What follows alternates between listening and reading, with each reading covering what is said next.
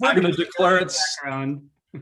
We're going to declare it 7:02, and I'm going to introduce our guest tonight, who is John Backderf, better known as Derf, who I've known since the mid '80s when we crossed paths at the Cleveland Plain Dealer, when he was an illustrator and I was a photographer, or at least I was allegedly a photographer, and his work has continued on from there. He did a strip called The City, which was just outrageously funny. Every week I would run to the store to be able to find the alternative weekly in my neighborhood so I could see what was happening in the strip, where I could see middle-class white suburban man and all the other adventures of people in that storytelling sphere. And then Alt Weekly started going away, and Derf had to come up with a plan B. And that plan B has included this book, My Friend Dahmer, and this book, Trashed, and this book, Kent State. And Derf is going to talk with us a little bit about how that process happened. So I'll turn it on over. I think it was actually like Plan D rather than Plan B. I've outlasted several industries. So I got a presentation here that hopefully you guys will be somewhat interested in. Let me get the chat going too so I can see what everybody's saying. There's a chat and there's a Q&A. You can ask questions in either place and we will find them. Yep, sure. Just shout them out if I don't see them, Kirk, because sometimes, you know, when I'm into it, it's hard for me to you know, read and talk at the same time. Okay, I'll try to overcome my personal shyness problem, and I'll pitch those to you. Yeah, right. You're known as a wallflower. So I thought I'd talk a bit about storytelling. You know, I was trying to think how am I going to talk to journalism and communication students normally. I talk to libraries, I talk to comics people, I talk to, you know, art classes, whatever. But it's a pleasure to be talking to journalism students because, you know, as Kurt said, I worked in newspapers for a long time, billion years. And I was actually a journalism major in college at Ohio State. So, I mean, I came up through this world. So I'm going to focus here on storytelling and specifically about two books that I think would have lessons in there that maybe you guys can apply to your own work. In a little different way of thinking, visual storytelling. But there's some really great stuff there that I think will translate to just regular storytelling, lesser storytelling, shall we say. The first is My Friend Dahmer, which was my breakthrough work. This came out in 2012.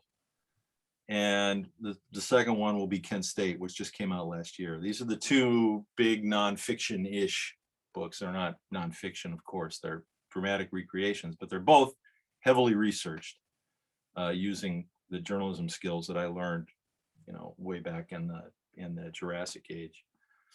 Let's start with My Friend Dahmer, which is, if you don't know it, is the true story of my teenage friendship with the strange boy who would grow up to be the most infamous serial killer since Jack the Ripper. We were friends. I am not bullshitting you here. We were friends from age 12 until age 18, and all through junior high and high school, right up until the moment that he killed his first victim, kind of fell off the edge and became the monster that we all know. So this is the story of that spiral down. And it's completely unique because it's this first person account. It's basically memoir, but it's researched memoir. There's 20 some pages of footnotes in the back showing all my source material. And I expanded it beyond memoir. I mean, I was diving, I'll get into it in a little bit. I started this project in 1991, well before I was planning to move to books. And really, there were not many graphic novels in 1991. And in 1991, Dahmer was caught.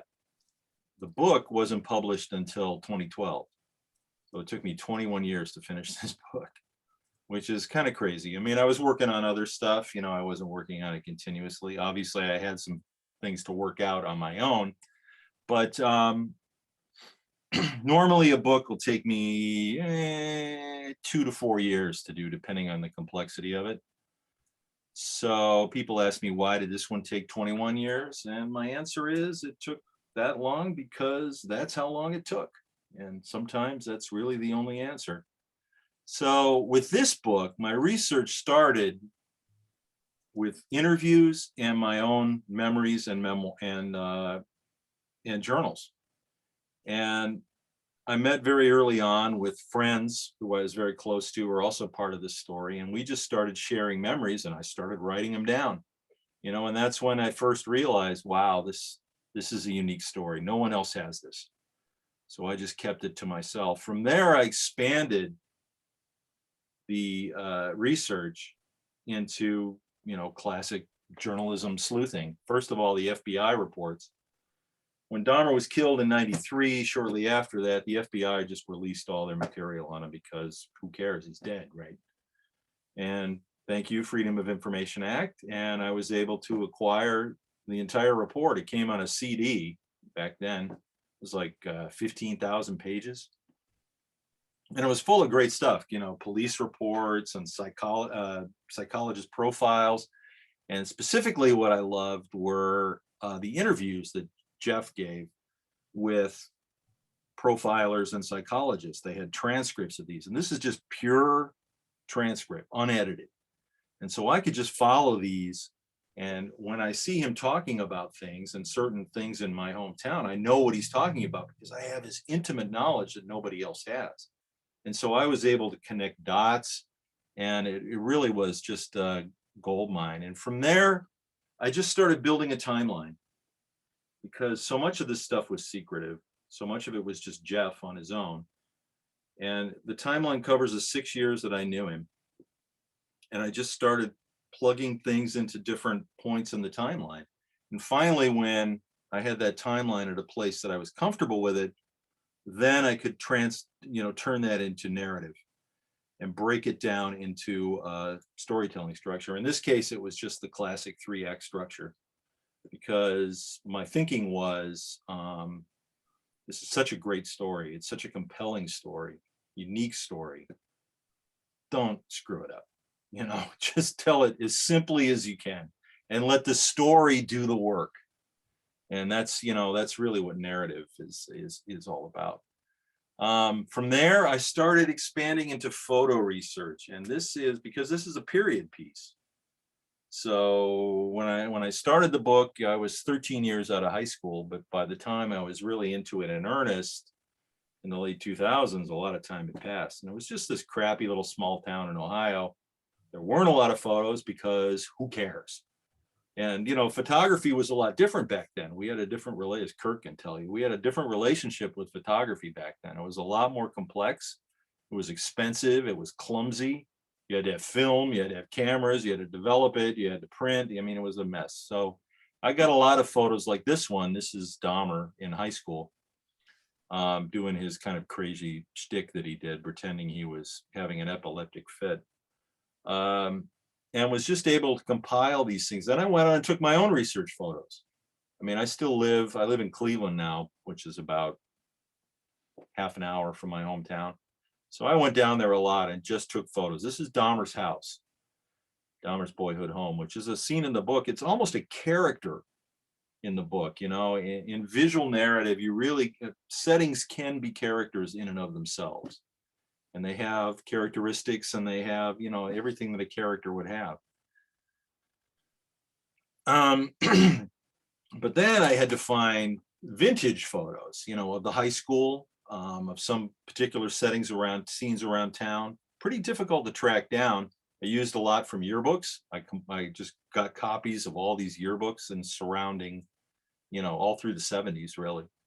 And just started looking for photos that I could use to replicate the setting, the high school setting.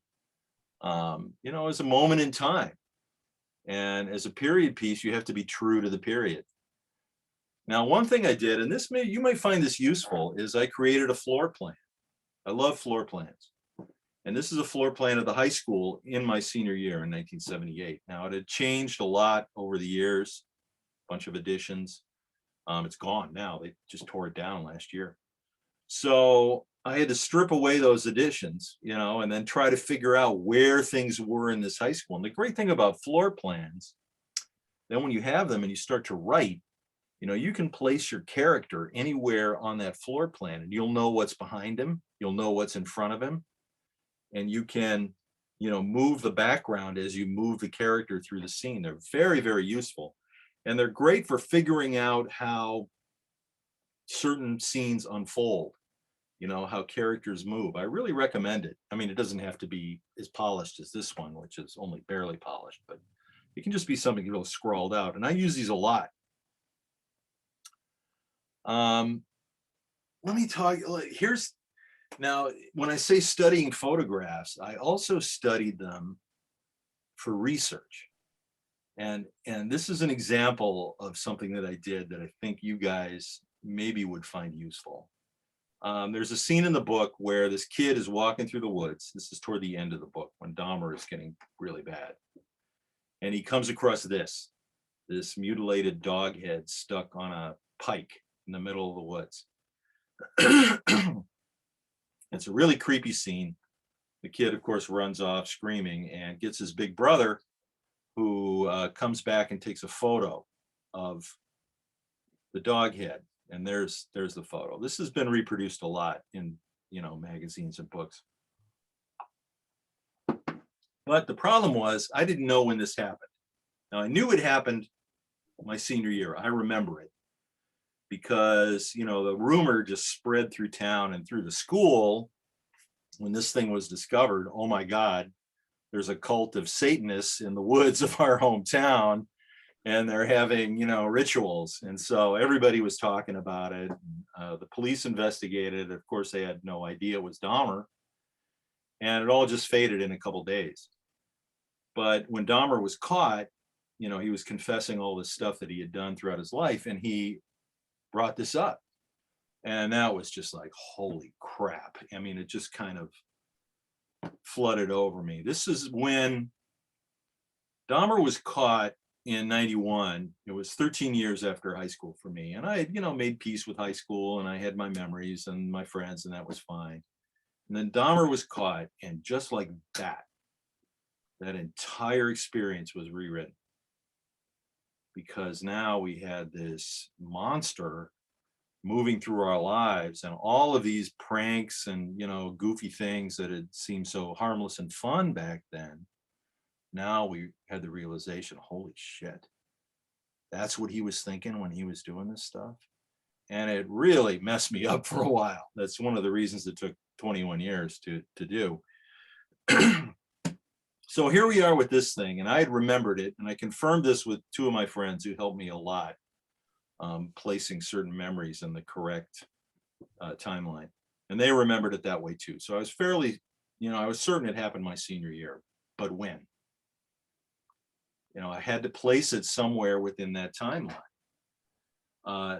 Now, the entire, as I said, the entire timeline of the book is 6 years. So if it's a full year, well, that's too broad. I need to really narrow it down. So I study this photo and, you know, the first thing that jumps out, of course, is the dog head and yuck. But then you look in the background and the trees are bare. They're just skeletal trees. So there are no leaves. So in Ohio, if it happened my senior year, in Ohio, much like Pennsylvania, that's going to be from, say, early November when the leaves fall till early April when the leaves come out. So that's 5-6 months. Okay, so I cut the timeline, I cut that possible time in half, but I needed to get it closer. And then I found the color version of this photo. This was the original color shot. And look in the background, that's all green. This is spring. That's not what the woods look like in the fall. The woods in the fall are all brown and orange. They're not green. This is early spring as the leaves are just starting to bud. So now I narrowed it down even further. It had to be maybe late March to mid-April. So we got like a month there, maybe 3 weeks. And that's as close as I could get it. I mean, there was just no way to get closer. So I set it in March. And when the book came out, there was this really maddening phenomenon that It got a lot of press and, it sold a lot of copies and blah, blah, blah. And all of these people came out of the woodwork and started messaging me and contacting me, telling me how they fit into the story. And these are people I would have loved to have talked to when I was researching the book, but I didn't know who they were. And one of the people was the kid who shot that photo. He was a college kid. And he said, yeah, that was me. That was my photo. And I remember it. And I messaged him back. When did that happen? Do you remember when it happened? And he goes, well, I don't remember the exact day, but it was cold and it was late March. Yes. And that comes just from closely studying those photos as research. And I think that is a really useful thing that any writer, any journalist can take with them. I mean, don't overlook it. And, video is the same way, but don't overlook the visuals. It's a visual world, right? So you really have to think in those terms. And that's not something that journalists, in my experience, have always been very good at, but it's really worth pursuing. Oh, and here's the film. It was made into a movie, and when did that come out? 2008, 2009? Yeah, interesting experience. Actually, the weirdest thing about this is the movie that's Ross Lynch, who plays Dahmer, did a really nice job. He's a Disney actor. Some of you may remember him when you were growing up. I forget the name of the show. Something Moon. Anyways, he nailed it. He was great. But they shot the film in my hometown. They actually shot it in the places where it happened. They used Dahmer's house that I showed you earlier as a film set. It was really creepy. And but it's a pretty good film. It's a really good adaptation. I was happy with it. Yeah, that was released in 2017. There you go. Oh, that late. Oh, that was way off. Jesus. Well, a decade here or there. You're a lot closer on the dog skull. Are there any questions so far? Don't mean to monologue here. I think you're doing fine. There's a question that'll fit in a little bit later when we're when we get into the Q&A after the two books. Okay, all right. So here's Kent State, and I'm talking a little fast, so I'll slow it down a little so I'm not wearing you guys out. This is about the massacre at a student protest in May of 1970, at the peak of the Vietnam War. And this is the bloody climax of about, what would you say, 7 years of unrest in the US during the 60s. And this pretty much ended it. National Guardsmen who were trying to stamp out the protest inexplicably opened fire on a parking lot full of students, about 500, 600 students, only 50 of who were protesters. These students were 200 to 700 feet away. Most of the students were just walking through the parking lot, going back and forth to class because the university wasn't closed, because the governor didn't want to close it because that would be giving in to the protesters. So these kids were just walking about their business as you do at Penn State, and these guardsmen opened fire, 67 shots, 4 dead, 9 shot and wounded. Most of them had nothing to do with any protest that was going on. So it's this seminal event in US history. Kent is fairly near to Cleveland. It's about 40 minutes away. It was even closer to my hometown. So it's always been a story I've been interested in. I've always followed it. It's just something about it that really intrigues me, and I thought it would make a great story. It's never really been done visually before. So this was, as visual narrative, this was, wide open. The challenge here, compared to my friend Dahmer, is that I did not have intimate knowledge of this, because I was a complete outsider. Where Dahmer was my hometown, it was my life, it was my high school. This is not my college. I didn't go to Kent State. I went to Ohio State. This is not my era. I was just a little kid in 1970. I came of age in the early 80s. Not 1970. And the world had changed. The Vietnam War was over by then. That really never really impacted me. So I was coming at this almost as an historian, trying to recreate this time and this place. So it was a daunting challenge. I spent 4 years putting this book together because it's a brick of a book. It's the biggest book I've ever done. It's very difficult drawing. And a lot of research. I spent the first 2 years just doing research. And then it took me 2 years to draw the book while I continued to research, right up until the end. Right up until the final edits, I was still scoring interviews I'd been after. So, and it's a big, complex issue. So it was really a challenge. So the story is in May 1970, student protests across the country exploded in outrage because, Vietnam War was a war fought by conscription. The combat troops were drafted. They were not volunteers. So this entire generation lived in constant fear of that draft notice arriving in the mail and then off to boot camp. And 3 months later, they'd be crawling on their belly in the jungles in Vietnam, wondering if they were going to see the dawn. It was the bane of this generation, and it absolutely added rocket fuel to the anti-war movement. The anti-war movement, imagine, last summer's BLM movement times 1,000. It was massive.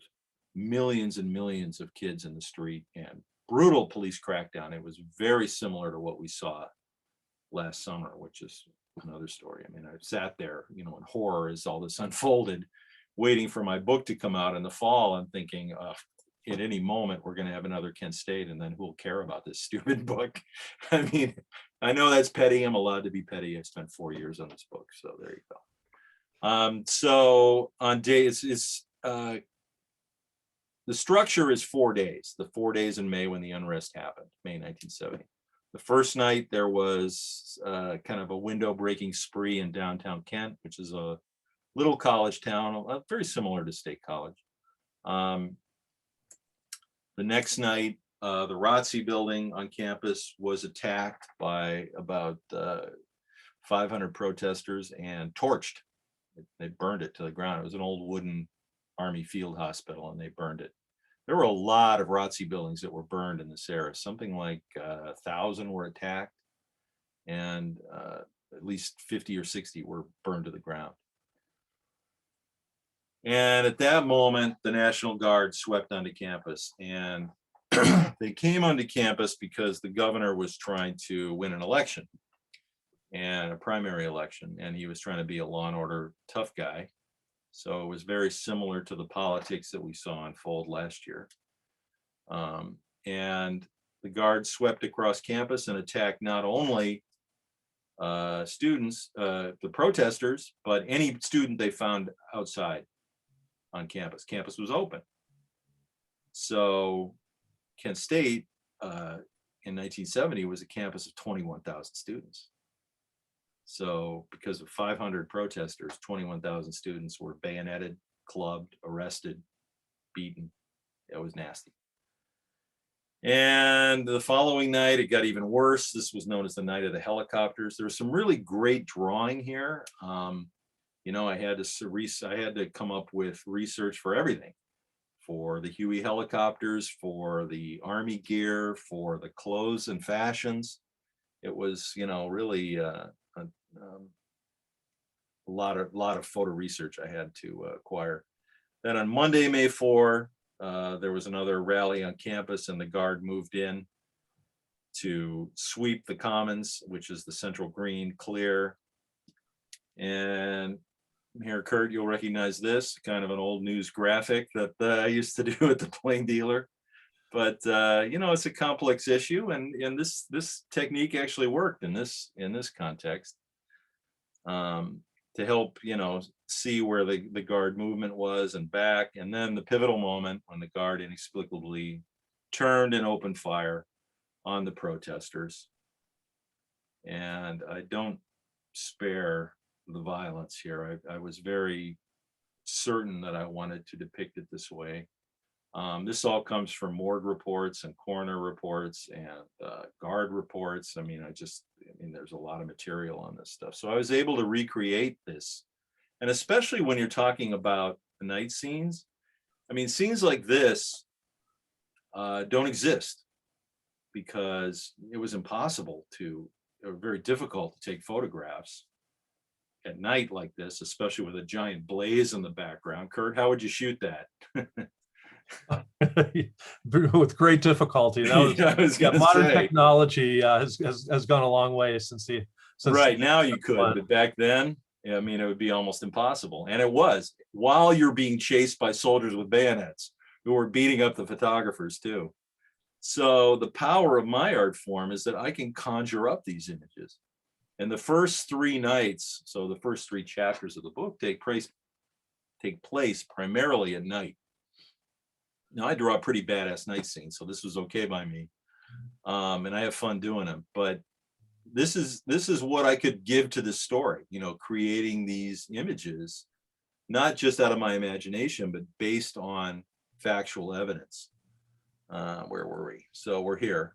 Madison was asking a question about the lengths you go to recreate history. Do you have any idea how much time you spent on research and figuring out what things should look like and what actually happened compared to the amount of time you spent drawing?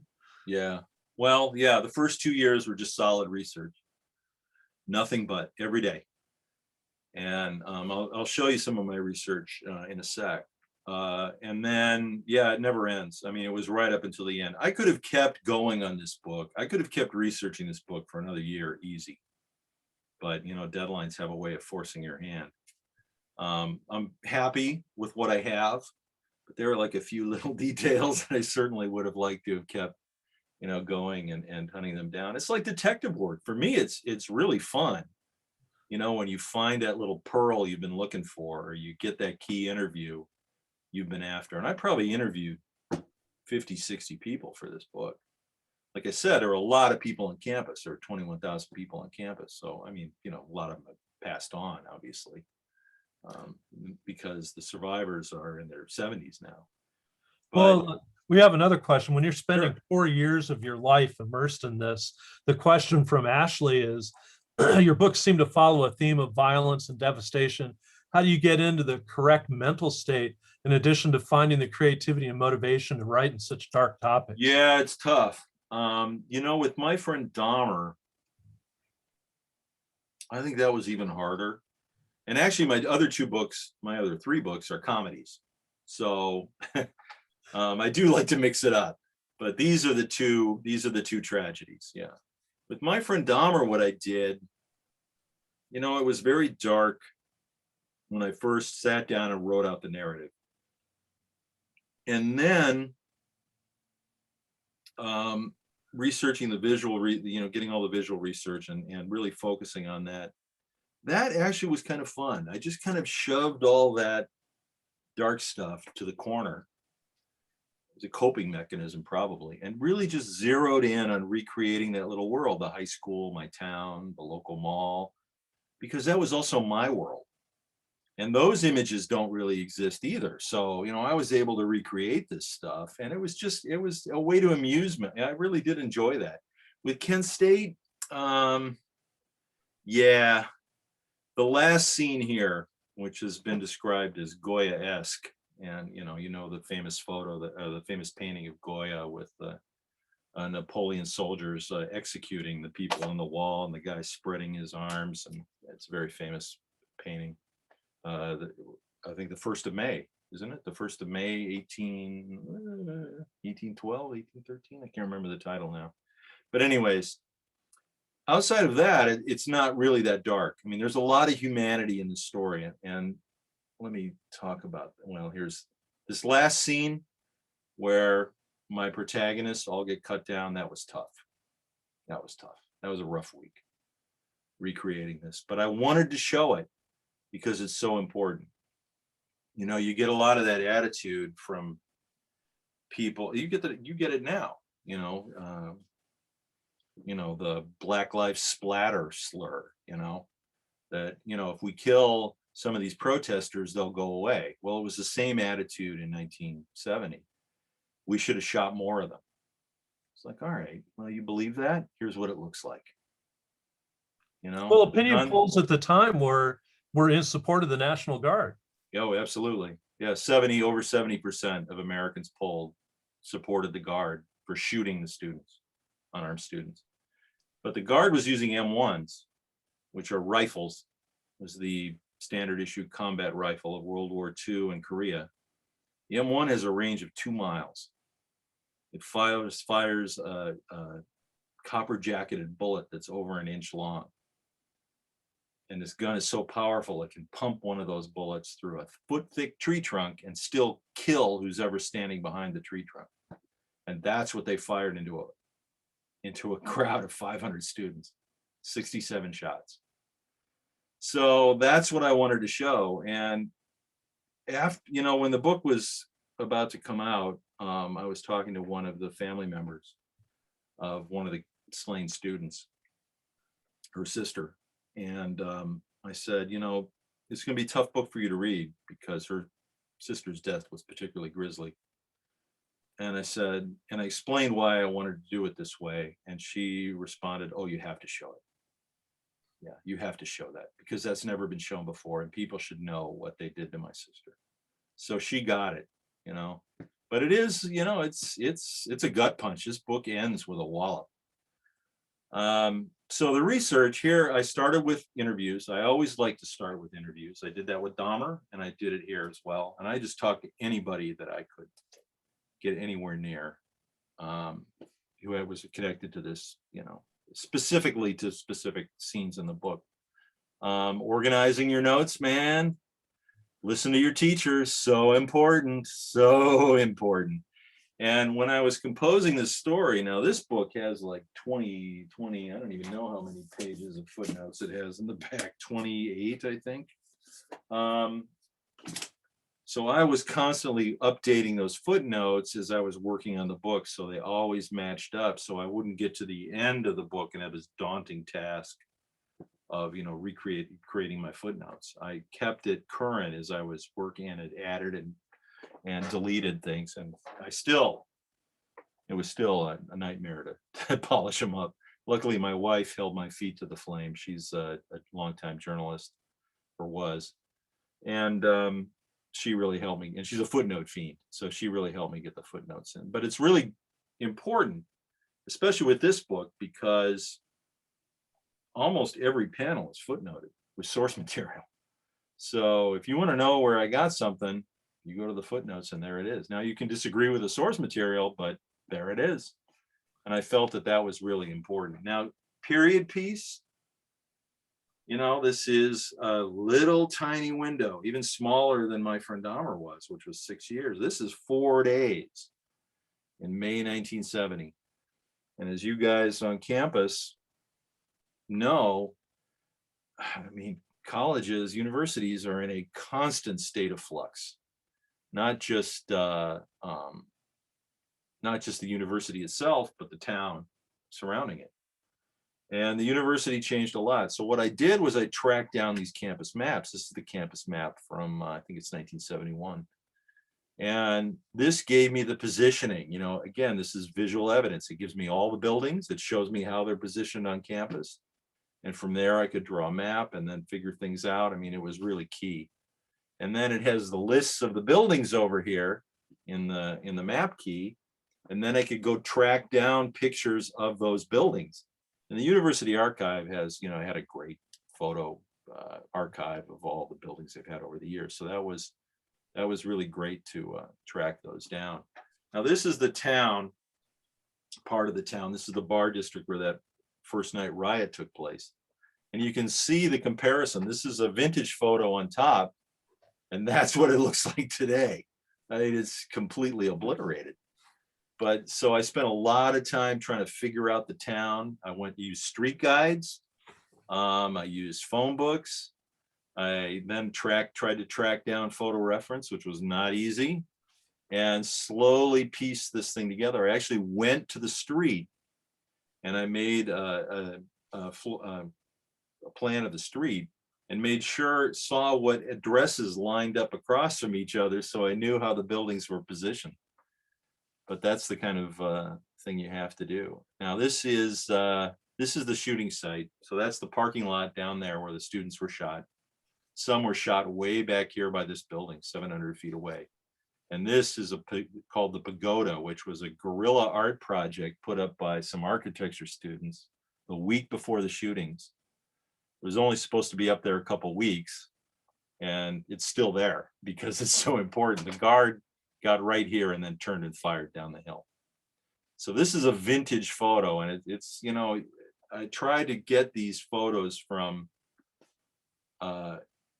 whoops, here we go. This is what it looks like today. Now this would be a little in front of the pagoda, but you've got little minefields, like for example, the trees. I mean, the trees in 1970 were significantly smaller. So you have to take all that into account when you're doing reference photos, current reference photos, right? A little bit of trivia, this metal sculpture here. This is a metal steel sculpture, which was there in 1970. I don't know if you can see it in the last, yeah, there it is, right there. So it has a bullet hole in it, still there. That's 1/2 inch thick steel, and a bullet went through it like butter. You can stick your finger in it. It's really an incredibly moving site to walk around. It's now in the National Historic Places, but now when you start a story, it's really important to get in your head what this story is about. You know, you do some research, and then when you're sitting down to really write the narrative, you know, you've already done all your homework, you've got all your research done, your notes are in a good shape. Okay, what's my story about? And early on, I decided that I was going to make this story about the 4 kids: Sandy Scheuer, Bill Schroeder, Allison Krauss, and Jeff Miller. 4 kids who were cut down on May 4. The oldest was 21, the youngest was 19, and she just turned 19. So they're college kids just like you. Very typical college kids, kind of remarkable kids, but very typical. Their whole lives in front of them, and they were cut down. And so what I wanted to do was tell this story almost, if I could, completely through their eyes and their experiences. So when I'm taking the reader and I'm putting them on the ground with these kids, and we walk through these 4 days with them. And one of them was always at one of the events that happened the entire time. So that it worked out well. But it was kind of a complex narrative because you've got these 4 threads, you know, these 4 different stories winding together until they reach this one pivotal point. But it worked out really well. And I think, you know, when you take a story like this and you make it about people, make it about the people who were swept up in these events rather than about, you know, some broad history about the events themselves. That's where you find the humanity in the story. And that's where you find the emotional power in the story. And when these kids are cut down, like I said, it is a gut punch. So that was my thinking. And that comes from just pondering the story for a little bit before diving into it. It's really important to get that together. You can't always do it. If you're doing a book, you should, but it's really important. So with Kent State, just like Dom already did this too. I kind of started with a script. I had a timeline as well with Kent State, but then I took that timeline and made just a rough script, just to kind of get my thoughts in order and see how things broke down. With Kent State, it wasn't 3 acts, it was 4 because it covers 4 days. And each day had its own climax. So you get this weird kind of rise and fall effect to the narrative. And each day gets a little tenser. And then finally on day 4, you know, the massacre. How are we doing on time? We're doing okay, right? Yeah, we're doing great. Okay. Because I wanted to talk a little bit about process, unless somebody has some questions so far. Yeah, there's a few questions. One of the things that most people don't know is that the professional media didn't particularly cover Kent State very well. It's just another demonstration. Right. The paper that we work for, the Cleveland Plain Dealer, didn't even send down a photographer that day. They blew it. Yeah, they blew it. But when you saw his map of campus, you saw Taylor Hall, which was the journalism school. Yes, that's so right. This was Good the memory. parking lot for the journalism school. Good so memory. It was particularly well documented by student journalists, right? Including John Philo, who made the famous picture of. I'll talk about that in a minute. Don't give all right, it away. Then I'll save that for you because we do have a question about how you decided to. Yeah, to I'll address that. All right, we'll hold that. I'll let you that. keep going then. I know, ESP, right? Now, the Akron paper, which is called the Akron Beacon Journal, which is a really great mid-sized paper, they won a Pulitzer for covering Kent State. But yeah, the much larger Cleveland Plain Dealer totally booted it. The famous line was the city editor saying, "Who cares about Kent State?" and you know, then they had to scramble to cover it. But the interesting thing about the Beacon covering the shooting that day is, of course, all the phone lines were flooded, so they crashed. But somehow the Beacon went into Taylor Hall, the reporter. He went into the journalism school, and he had an open line. And back then, it was all phone lines. It was not satellite. So it was a completely, really primitive, like way back to like Alexander Graham Bell type technology. And he had that open line to the city room. So he kept the phone, he hung it out the window and just kind of let it drop there so no one would hang it up. So that line stayed open. And he would come back and yell into the phone and then run off into the protest to cover some more. So yeah, it's amazing how these guys were able to pull it off. But man, that's what journalists live for, right? A moment like that, an historic moment unfolding, even with all the horror and the blood that was happening. The adrenaline just must have been, it must have been incredible. So for process, this is how I write, quote unquote, write. These are called thumbnails, and they're just, on bond paper. And it's just kind of a visual shorthand, what I'm looking at, how I'm thinking of composing the narrative on the page, and I work in the dialogue. Now I'll sharpen up the dialogue as I go along, but this is basically what I'm doing here. So I'm taking all of that material I've done. I've already starting to work it out in my head, how I'm going to tell each scene. And really every chapter, it's a series of scenes connected by transitions. And then you have a narrative arc across the entire chapter. And then you have the whole narrative arc across the book. It takes some, there's a learning curve there, definitely. This is my fourth complete graphic novel. So I couldn't have done this when I started, really. You have to do a couple before you finally start to figure it out, especially coming from a comic strip. As Kurt mentioned, I did a strip for many years, which are just these little tiny snippets of narrative. You just got 4 panels. And it's a completely different process to have this open-ended book and this huge story with all these characters. I found that I've taken to this really well, really better than anything I've ever done, which essentially means I wasted 30 years of my career. But, sometimes that's the way it goes. That was a warm-up. It was a warm-up. Don't be like me. Figure it out earlier. But I'm having a great time now. So anyways, this is the thumbnail, and I do a thumbnail for the entire book, 280 some pages. And from there, I go directly to a tight pencil, and I work roughly on 11.5 by 17 sheets of paper. I think the image area is 8.5 by 12.25, something like that. And this is where all of that visual research I've done gets poured into the book. So you get the fashions, you get the campus, you get the buildings.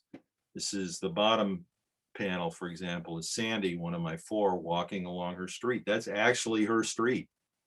And then, you put in the vintage cars and, all of this stuff. So this is the most labor intensive part of the the process. I mean, when you get down to the detail, I mean, even the squirrels are important to the story, right? Yeah, Kent has black squirrels, which were imported from, I think, Minnesota or Michigan. So the town is covered with black squirrels. I mean, most of the squirrels in Ohio are gray squirrels. Actually, the most common squirrel is a flying squirrel, believe it or not. But gray squirrels, because you never see the flying squirrels. And then these red squirrel, these monstrous brutes that we have in our neighborhood that would kick the ass of any dog that tried to get them. So yeah, they're black squirrel. Yeah, there is a black squirrel there. So you want to get these details right. You know, no detail is too small. So I mean, it's part of creating this time and this place.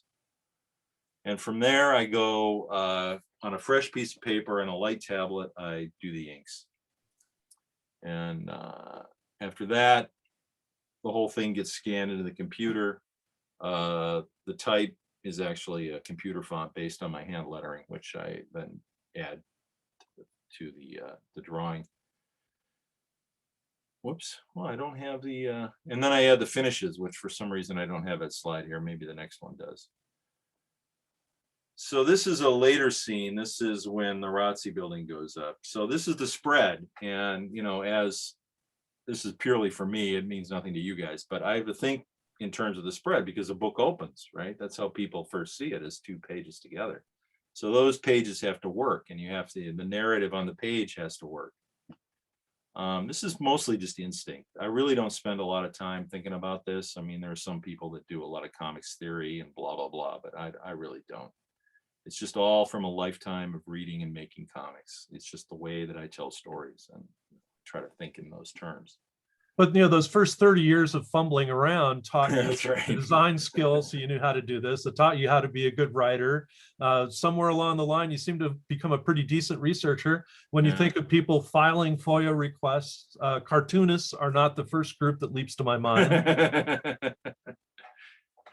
Yeah, well, you know, you have a low opinion of cartoonists. I stand corrected.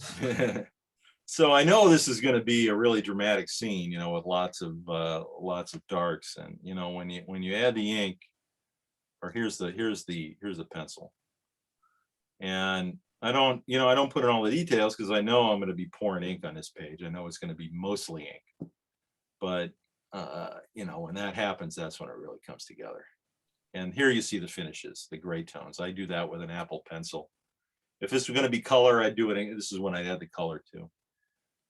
Use an iPad Pro and an Apple Pencil to do the tones and the washes. So, I mean, that's really, but the nice thing is you see from thumbnail to pencil to finish, just how clearly I'm seeing the scene in my head. I get it down fast. I go with my instincts, and then I polish it up. And you know, this one is the same way. I mean, it's all right there. There's very little variation. Only thing is I changed the angle on the kids here, but other than that, it's perfectly clear. And you know, that's how a book comes together. So it's, you know, 280 thumbnails, 280 pencils, 280 inks, 280 scans, 280 finishes. Yeah, that's why it took 2 years. The nice thing about my type of comics, as opposed to, say, you know, mainstream comics, that's not the right word, because my publisher is Abrams, which is owned by the biggest book publisher in the world. So how more mainstream can you be than that? You know, like superhero comics, like corporate product, like Marvel and DC and Image and all that stuff. They have a team of people working on every book. So they have a writer, a penciler, a finisher, an inker, a colorist. You know, they get 5 or 6 people working on a book. So it's kind of like a assembly line. Doesn't mean you can't do good work within that, you know, that frame, but it's still, when you read my type of books, which is called indie comics, or, you know, graphic novel, original graphic novels, or whatever you want to call it. We really don't have a fitting name. Everything you see here, every word, every line, every shade was put there by me by hand. So you get this very personal account And I think that's the strength of this work, which is why superhero comics are flatlining and, original work, graphic novels are taking off. I think a I've reader. got a question here for you, if I can interject. Sure. So when you did My Friend Dahmer, that was something that you experienced. I mean, you Mhm. were the president of the Jeffrey Dahmer fan club I was. for a week in high school, and so you were there from the beginning of that story with the Kent State book. You were never there, Right. but you have a very clear point of view in both books. I mean, Jeffrey Dahmer was failed every step of the way by the people who should have been there to help him. Kent State is, especially now that we're living in the era that we're living in, where you can see how badly a government can fail, was clearly failed by both the state and the federal government. Yep. And how the National Guard acted there. So the question is, I mean, do you regret your relationship with Dahmer? Given what happened to him, and then I think the follow-up question to that is why did you decide to do the Kent State book? No, I don't regret my relationship with Dahmer. I mean, the book is laced with regret and second guessing. I mean, if somebody had spoken up, maybe could have been stopped, or I don't think he ever would have been cured or normal, or the best he could have hoped for was be doped up on antidepressants and in an institution somewhere. That's a fate he would have accepted, I think. But yeah, I mean, sure, we all, everyone who was involved with that story has a lot of questions. I mean, my big question of My Friend Dahmer is, where were the adults? It's not that, why didn't these 15-year-old band nerds intercede? It's like, where are the cops and the teachers and the parents? And they were nowhere to be seen. So but yeah, it's a book full of regret. Absolutely That's part of its poignancy, I think. Kent State, it's just, this is a story that I've just always been carrying around with me, because it happened so near to where I grew up, and I remember it. Even though I was a little kid, I was actually a paper boy. My first incarnation as in newspapers. I was delivered the Akron Beacon Journal in my small neighborhood in my hometown. And I was really too young to be a paper boy, but they couldn't find anyone else to do it, so they let me have the route. And so I remember those papers that day, 4 dead. I remember that headline, and I remember what an impact it had on me. Believe it or not, I don't have it in this program. I actually have some political cartoons I drew at age 10 about Kent State. And so I'd love to see those one day. it really resonated with me. I can probably find it, but yeah, it really resonated with me at a young. You always have those moments in your life where something happens and it kind of jars you intellectually, and it can happen at any time. It usually happens right around that time, 9, 10, 11, somewhere in there. And you start for the first time thinking about the world and thinking about your place in it and what's happening. Kent State was my moment. So and I can trace a direct line from Kent State to, high school and working on the school paper, to going to Ohio State and majoring in journalism and doing political cartoons there, and then on into newspapers. Straight line to me. So it really had a profound impact. So that's why I really kind of have always been fascinated with this story. Here's the Philo photo. So let's talk about this. John Philo was a student. He was, I think, in his last year at Kent State, and he was out. There were a couple student photographers. In fact, most of the really iconic photos from Kent State were taken by student photographers, which really thrills me. Unfortunately, they had no place on campus to publish them because the university was closed about an hour after the shootings, and that meant the school paper was closed as well. So they had a pretty good paper there called the Daily Kent Stater, which was a great resource. It's all online. It's searchable, and nobody covers a university better than a good school paper does. And that was certainly true in Kent. So that was a really valuable resource. I probably read 2 years worth of papers. anyways, so Philo actually, he went into a small paper in Pennsylvania to get this thing published. Right. He had interned at the paper in New Kensington, which is north of Pittsburgh. And Right. he was so freaked out. He thought the FBI was going to seize his film. You know, So he drove to New which is a real fear. Yeah. That was Yeah, so he not drove to New Kensington where people knew him, right. and they processed and printed it for him. And then they called AP and said, "You have to pay this kid for these pictures. We're going to send you the picture now." Yeah. And that's how it got out. Right. Now, there's always been some controversy because some people removed the pole from Marianne Vecchio's head. Life magazine removed that poll for 20 years until somebody pointed out that they touched it out, and they were, with great embarrassment and an apology, they ran the actual unretouched photo and did a mea culpa because of that. And this is the body of Jeff Miller, who's obviously dead. He was shot through the mouth as he screamed "guard off campus" one last time. He was 230 feet from his killer, and he was killed instantly. It blew a hole out the back of his head. He was dead before he hit the ground.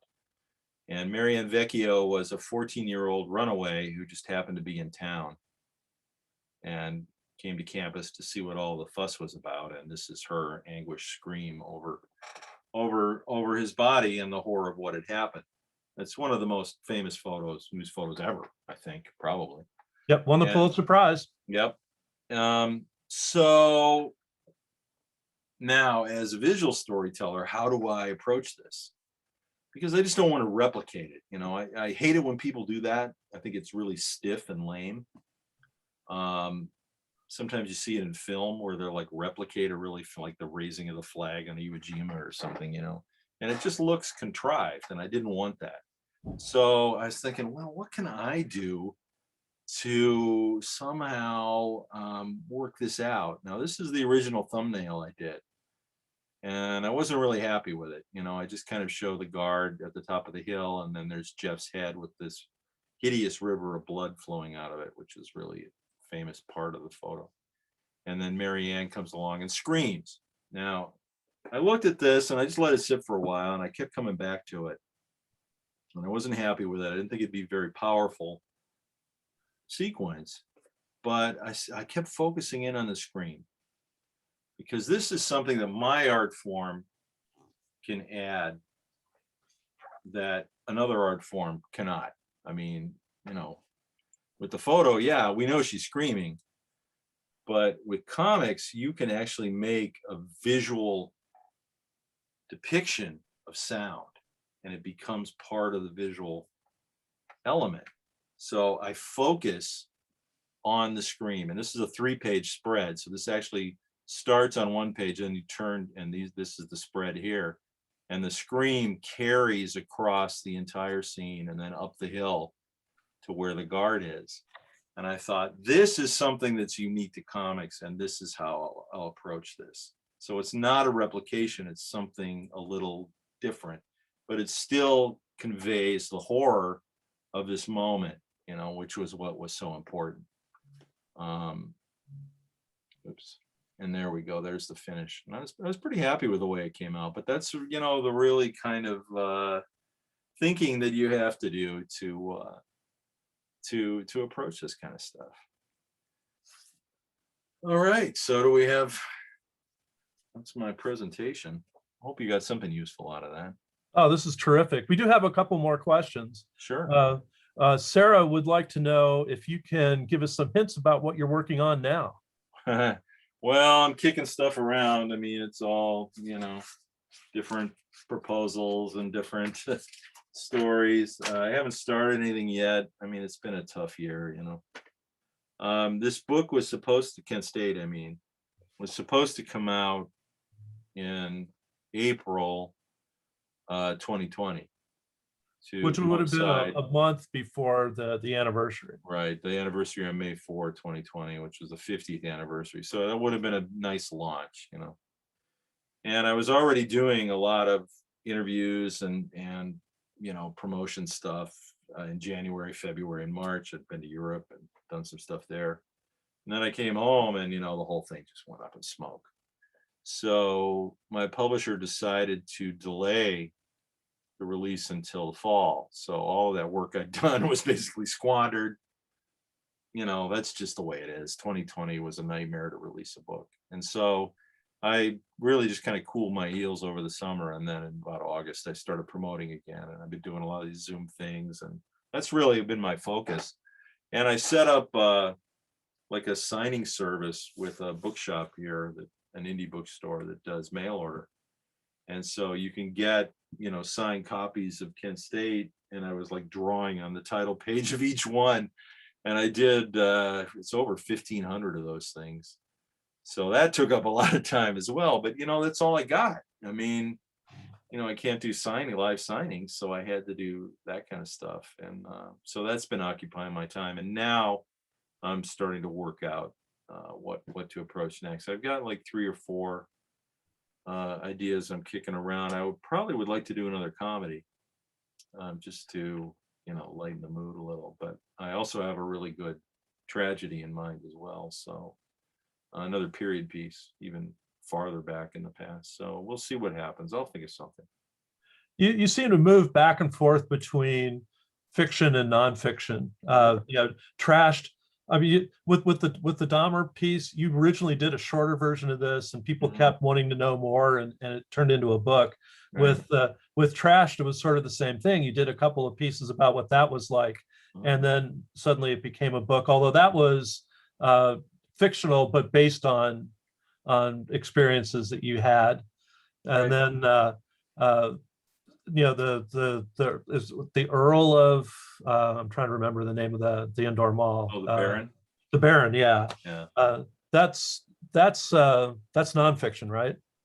No, that's fiction. That's fiction. Okay. Yeah, totally made up. Yeah. All right. Fiction's fun. I mean, I enjoy fiction because, you know, you can take the story anywhere you want. I mean, it just kind of follows its own path, right? And what I suspected was that was my first fictional piece. Is a book called Punk Rock and Trailer Park. I had these really great character, and I suspected, you know, because my comic strip never had really strong characters. It was just kind of freeform. There we go. I always thought, you know, if you have there it is. If you really have a great character, and you fully formed and it's really strong, you drop it into a scene. That scene will write itself, just based on how that character would react to things. And damned if that's not what happened. And I was like, well, shit, I should have been doing this all along. So I really enjoy writing fiction. It's a lot of fun. It seems to be a lot more work to do than nonfiction because you have to get all the details right. No, it's really not. Nonfiction's harder. There's a lot more research involved in nonfiction because you've got to get it right. You know, you can't screw it up. And especially with something like Kent State, when you got, you know, this giant community of former students out there, you know, scouring everything you do. I mean, it's like, you know, that can be a real minefield. And if you get like one building wrong, you know, you get one roof line wrong. That building wasn't there in 1970, you know, you'll be tarred and feathered. So no, it's nonfiction. I find to be, it's fun. It's a different kind of challenge, but it's in many ways a lot more challenging than fiction. So one last question, and this is from Matt McAllister, who's one of the professors here, who thanks you for a great talk. And he wants to know who are the graphic novelists and cartoonists who influenced you, which I would also like you to then explain to people why they should be following you on Twitter and Facebook, because you write about this all the time. Oh, I do write about a lot of, I do a lot of comic stuff, and Instagram too. So that's mostly my crap. Yeah. I mean, I started out with, you know, Mad Magazine and superhero comics back when they were 15 cents each, and just started amassing, you know, a bigger and bigger knowledge, and then looking at old classic comic strips like Milton Caniff and Chester Gould and Roy Crane and all this stuff. You know, I just have this great curiosity about this art form. And then a lot of foreign comic strips, and not so much manga, though I do like some classic manga like Tezuka, but the European comics artists, particularly the French, were just fabulous. And it just goes from there. My influences are so buried at this point. I mean, whatever is there is me. I think, it's this weird mismatch of influences and things I've carried around with me for a long time and worked out on my own. So there's nothing really that leaps to mind. What was the second part of the question? Well, I mean, the second part of the question is why people. Who should do I follow you. recommend now? Yeah. Oh, well, I mean, if you're looking to get into comics, and those of you who are, know this is a golden era of comics right now. I mean, I have never seen this kind of work in this amount being done before. I mean, it's amazing. It's just an avalanche of work every year. Even this year is as hard as this year is. And, I would certainly recommend the work of Nate Powell, who worked on the March series, and then which won a National Book Award, and then has his own really great stuff. Noah Van Sciver, who's doing some really fabulous work. Bill Griffith, the wonderful Bill Griffith, who best known for Zippy the Pinhead. He's been out doing graphic novels, and his last one was a real account of the true Zippy the Pinhead, a guy called Schlitzie. And it is just a moving, poignant account. It's just beautiful. Lovingly drawn. It's fabulous. Couldn't recommend it more. And then you have queer comics are huge now. That was really kind of the start of this golden era when we had this influx of new voices, queer comics, women creators. I mean, hundreds of them. Comics used to be a boys' club for many years, almost exclusively, and that has completely changed. And so you're getting all of these different viewpoints and stories being told. I mean, it's really just a fabulous time to be reading comics. So your website is Derf City. Yeah, there's stuff there. And then you're Derf Backderf on Twitter. And is that the same handle on Facebook and Instagram? Yep. Okay, so easy to find. Easy to find. All right. The last question, well, two questions. One quick piece of trivia. If somebody wants to know if you actually know Harvey Pekar, another famous Clevelander. But the last question I have is just what advice do you have for young journalists that they should take to heart as they try to figure out the path that they're going to wander through for the next 40 years? Well, let me answer the first one, the Pekar one first. Yeah, Harvey lived just up the street from me for years. He never had much use for me. I used to see him at a grocery store all the time, and hey Harvey, how you doing? Which is kind of classic Harvey. I like his work when it's well drawn, which was about 50% of the time. That's just my hang up, but he's a very important creator. I just walked by his grave the other day, in fact, because my wife and I walked the dog in the big cemetery we have here, and that's where he's buried.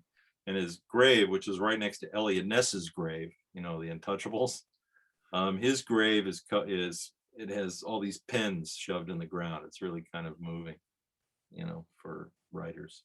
Elliot Ness, on the other hand, has all these empty booze bottles on his headstone. So much for prohibition. Yeah. Advice for young journalists. Well, it's a rough path. I didn't have an easy path either, because I went into a very difficult field. My first incarnation was as a political cartoonist. And there were not many there were like maybe 400 or 500 when I came out of college in the whole country. Not a lot of job openings, right? And somehow I managed to make a go of it for a while till I walked away from it.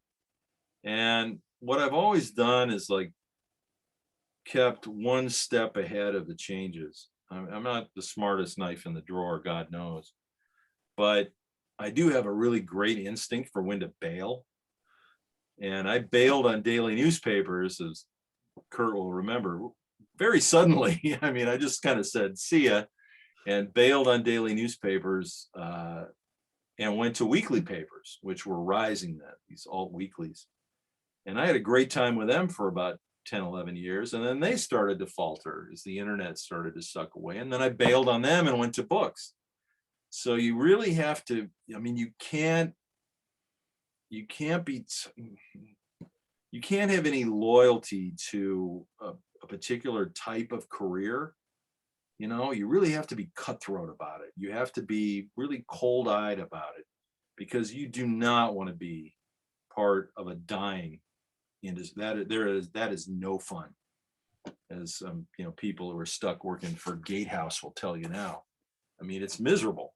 So you constantly have to be, and don't fall for the line, you know, that I mean, all these companies try to get loyalty from you while giving none in return. I mean, they will lop your head off at a moment's notice. So always remember that, and just keep ahead of the changes, keep moving.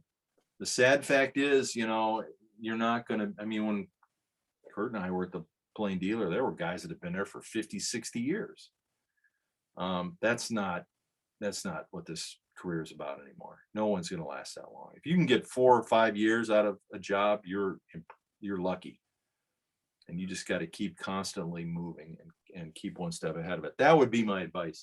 And, you know, I firmly believe that good work will find a way. If you do really compelling work in a compelling way, somehow you'll find a way to make that work for you. It's all about the work. And if you keep the work you're doing now is just outstanding. I mean, Penn State is a terrific history and also a graphic novel. Right. And Jeff Dahmer, my friend Dahmer, is a terrific story, and there's an important lesson to be learned there. It's solid journalism. It's great storytelling. All the work that you've done, those core skills of, you know, doing your due diligence and being a good reporter, yep. Learning how to tell a story effectively, learning the design skills that allow you to see things in 2- and 3-page spreads, and to see big picture, as well as, you know, down to the minute detail of black squirrels. All those, I think, have paid off. So, you know, even though the platforms haven't been particularly friendly to you, you certainly have, you know, been a good learner throughout your career. Yeah. Oh, yeah. And, you know, I enjoyed every stop on the career. It's just, but you got to know when to cut bait. And this is it. I mean, I'm sticking with books until the end. I don't have another career change in me, and I'm having a great time. And well, I'm ready to pre-order the next one as soon as you tell me what it is. You sound like my publisher. No, just a fanboy. It takes a while. It takes a All while. right. Well, I'll you know, try to restrain my enthusiasm for 2 to 4 years. I'll be good. Right. Well, thank you for being so generous with your time tonight. Hey, thanks for having me. It's fun. All right. And with that, and thank you for staying 14 minutes into overtime. Oh, wow. It went fast for me. I think it was fascinating, and I want to thank you again for being here. I think Will needs to make just a quick announcement about how all this was funded and how we all got here tonight, and then we'll be done. Can you guys hear me? I'm not. Yeah, you're good. I just want to thank everyone for being here. I want to especially thank Derf. That was just wonderful to listen to. I'm buy your book, so you made at least a couple sales. We do want to always thank the Eberly family for funding these talks. Their sponsorship of the university, their support in honor of their father makes all these kinds of things possible. So a big shout out to them. And we've got some great speakers the next Tuesdays right through the middle of April. So please feel free to come on back, 7 o'clock every Tuesday. And that's all I got. I'll hang things up if you guys are done. Yeah. Thank you very much. Good seeing you again, Derf. You too. Bye now. All right. Bye.